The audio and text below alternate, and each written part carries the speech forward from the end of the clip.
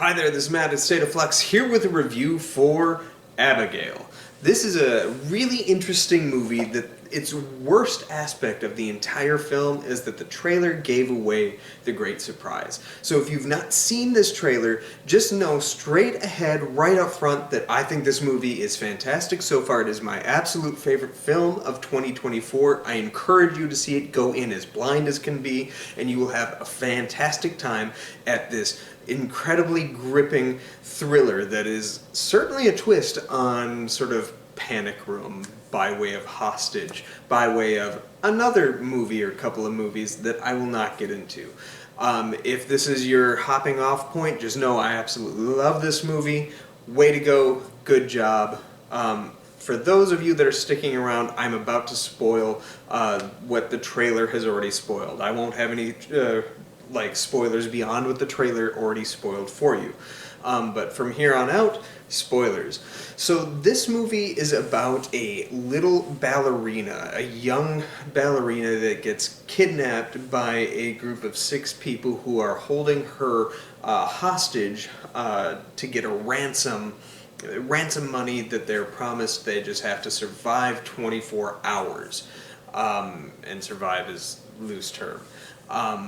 But they have 24 hours, they will drop the money and never see each other again. It's a little bit Reservoir Dogsy in that nobody knows each other's names, they're giving code names to each other, and it's pretty slick with a really stacked cast. Marissa Barrera is an absolute standout, as is Dan Stevens, who has a pretty flawless American accent, but is funny as hell. He has just such a biting wit, and he is just such a smarmy asshole. But everybody's in this. Everybody that's in this is very good, rather. Kathryn Newton gives a really strong performance. Probably the best performance I've seen her give, and I really like her as an actress. She's quite good. But the entire cast, just everybody is fantastic. The Radio Silence team did their thing where they gave us a nice little twist similar to Ready or Not. And the twist in this was given away in the trailers, which is that the ballerina girl actually set herself up to be captured. She is a vampire, and now they are locked in this house with a vampire for 24 hours. And she's picking them off one by one. This is a gruesome film. I compared it to Panic Room earlier. It is Fright Night, the remake, by way of Panic Room. It is brutal, it is grim, but in that Evil Dead style where the bad things are happening to bad creatures or bad people, so you don't necessarily feel how grotesque the violence is. And believe me, it gets pretty grotesque. There's some excellent use of sunlight that is chef's kiss. Absolutely glorious. As I say, Marissa Barrera is an absolute standout in this film. She is fantastic. It's kind of too bad that she's just getting stuck in this genre fare. She's great as Sam Carpenter in the 2 Scream movies, and it sounds like just the 2 Scream movies. Enough we say about that. But she is fantastic in this, and from what I understand, she's also in a reworking of Bride of Frankenstein later this year called Your Monster. And while I hear she's also good in that, I would like to see her step outside of the realm of horror, because she has really solid comedic chops. She is great with drama, absolutely just spellbindingly good with drama. And as we saw in The Heights, she's a beautiful singer. So I'd like to see her take a stab at something else.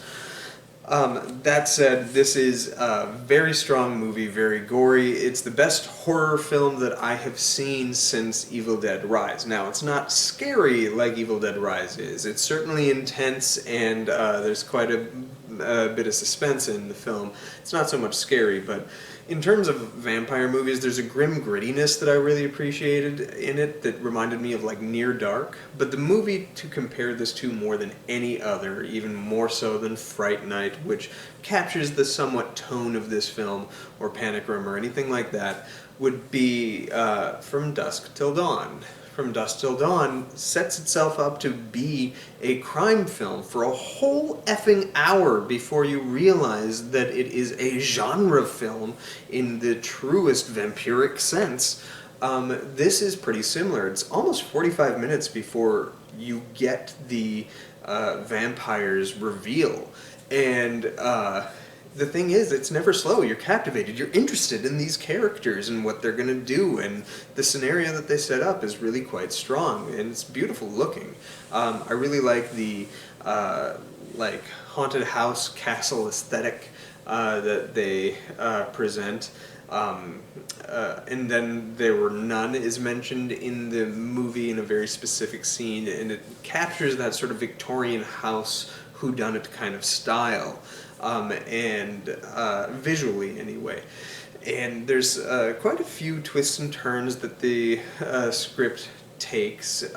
Some of them you can kind of see coming, some of them genuinely are a bit of a surprise, but at the end of the day, I love this movie. I cannot sing the praises enough. If you want to have a good time, a macabre time, a very darkly humorous, violent horror movie experience a la Evil Dead or From Dusk Till Dawn or Fright Night, this is the movie for you. And I hope you take a chance and see this in the theater. For whatever reason, it doesn't seem to be catching on like I feel it would, but I do think word of mouth is going to spread. The people that I've talked to that have also watched this have been just enthusiastic. There's a couple great laugh out loud moments. Some of them are great lines of dialogue. Some of them are just I cannot believe I just saw that happen. I have to release somehow, and you just burst out laughing. I loved it. I just cannot sing the praises enough. This is an easy 4-star film for me. This is, I think, the best film that Radio Silence has done, better than either of the Scream films or Ready or Not. Check this film out. Let me know what you thought of it in the comments section down below. Thanks for watching. Like, subscribe, do all that good stuff, and peace.